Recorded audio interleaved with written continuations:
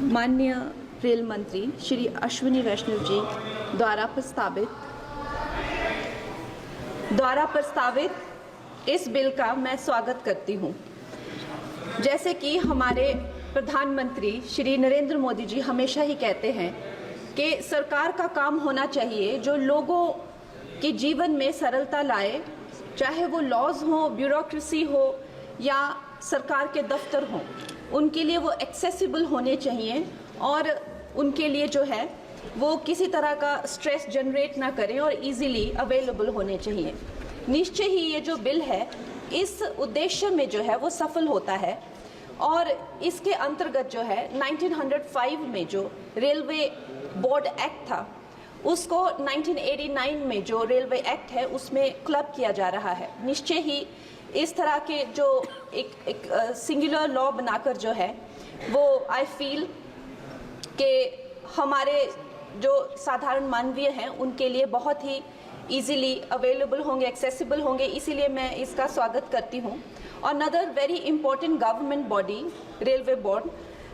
जिसको डायरेक्टली जो कॉर्पोरेट्स के जो हर्डल्स होते हैं, जिसको हमारे प्रधानमंत्री जी हमेशा कहते हैं कि दफ्तरों के चक्कर लगाने या लोगों को एक डेस्क से दूसरे डेस्क भेजना,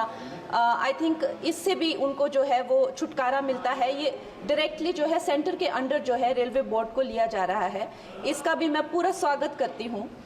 और उसके साथ ही वंदे भारत की जो हमारी जो ट्रेन्स हैं वो हमारे लिए आत्मनिर्भर भारत आधुनिकीकरण का एक बहुत बड़ा, एक प्रभावशाली उदाहरण, एक चिन्ह बनकर आई हैं सामने। और जब 68 वंदे भारत जो है भारत को दी गई थी तो उसमें से एक वंदे भारत हमारे हिमाचल जैसे छोटे से प्रदेश को भी दी गई थी, ऊना शहर में।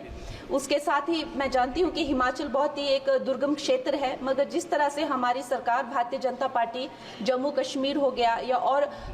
पहाड़ी इलाके हो गए, उनमें जो है इतने ज़्यादा रेल प्रोजेक्ट्स जो है वो लॉन्च कर रहे हैं, उसी के साथ भी हमें भी हिमाचल के लिए बहुत ज़्यादा जो है वो सर्वेज हो रहे हैं, रेल का बजट मिला है। शिमला हो गया या